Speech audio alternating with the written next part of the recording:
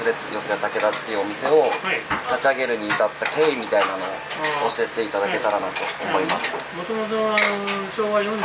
から父親が洋食エリーゼっていう洋食屋さんをやってで僕が今から27年前30の時に父親から引き継いで父親はすぐその後他界しちゃったんですけれど16年間はその洋食エリーゼ頑張ってちょっと人気をしないように頑張ったんですけど13時のお店で50種類ぐらいメニューをやってたもっとメニューを絞ってその分値段そのままにもうちょっと丁寧な思い出がもっと伝わるようなものが作れるんじゃないかなと思ってでもう揚げ物に特化した洋食屋さんをやりたいなっていうのがただ何の告知もしないで会社やったもんだから先週の土曜日まではエリーゼだったのに月曜日来たらカツレツ武田になっちゃってお客さんびっくりしちゃってちょっと幼稚園事件になっちゃいました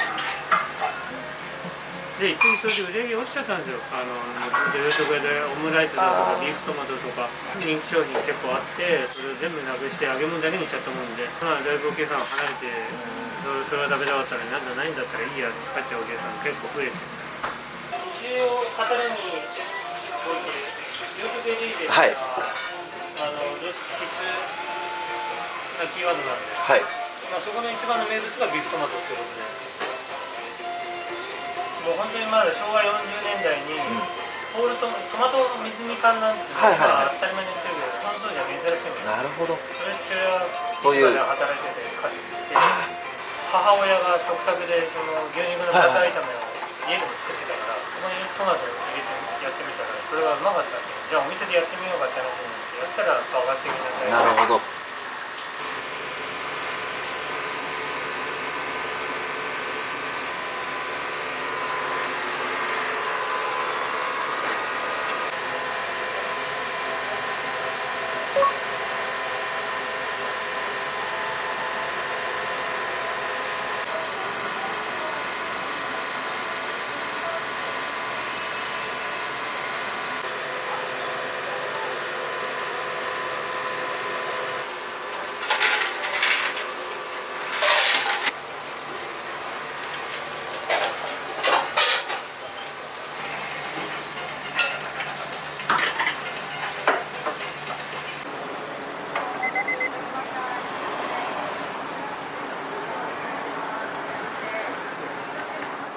まあでも絶対に美味しいもの出してやろうって気持ちでやってたんで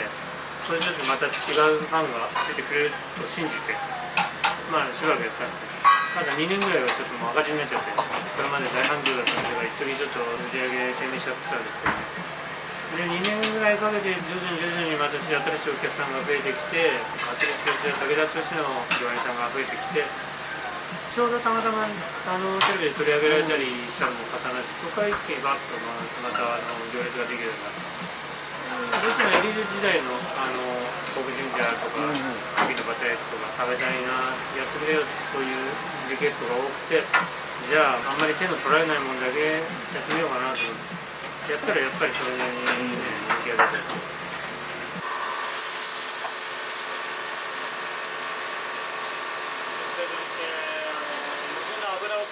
あ、なるほど。油切りが良くなるから初めてそうなるほど。直前に入れて、はい。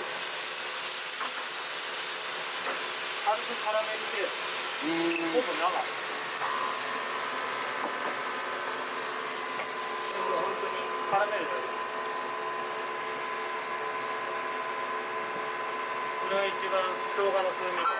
消えないで香りよく食べれる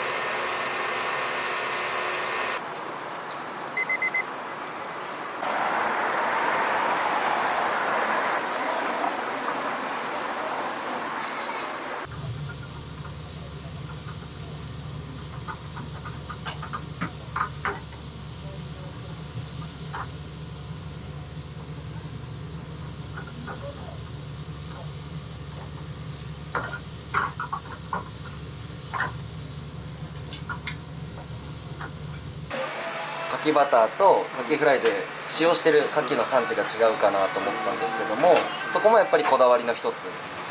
まあそうですね、前は三重の鳥羽とかいろいろ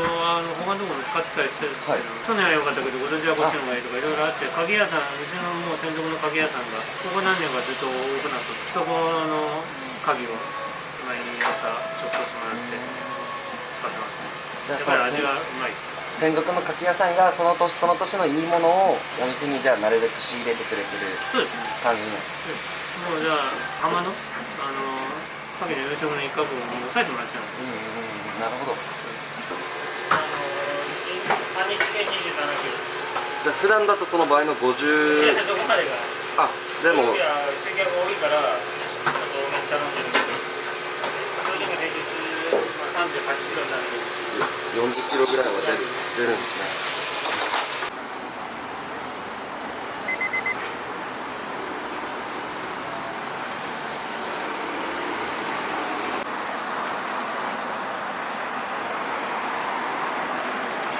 自分で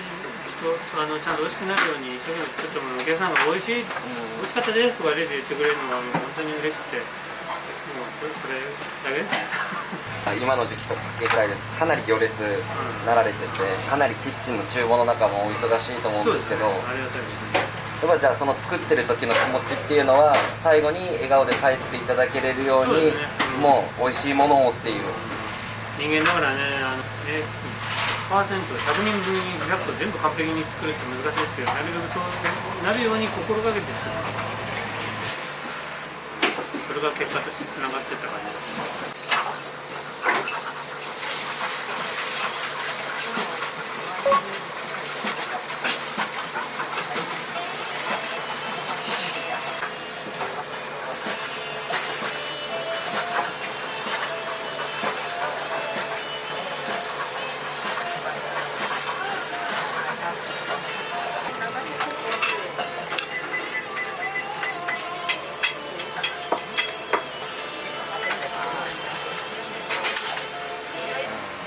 今繁盛してるからってね、もう来年またどうなるか分かんないから気を抜かないで、もう今をとにかく一生懸命地道にやっていこうと、それがもう一番ですね。ありがとうございます。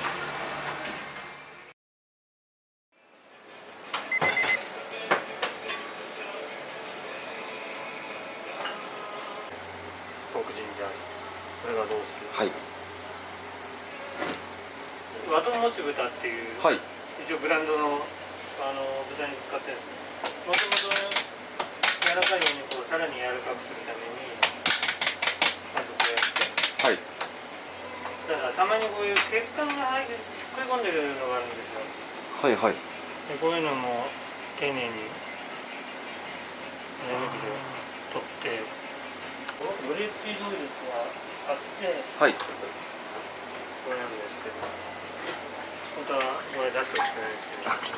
じゃあモザイクかけてきます。でだから前の日に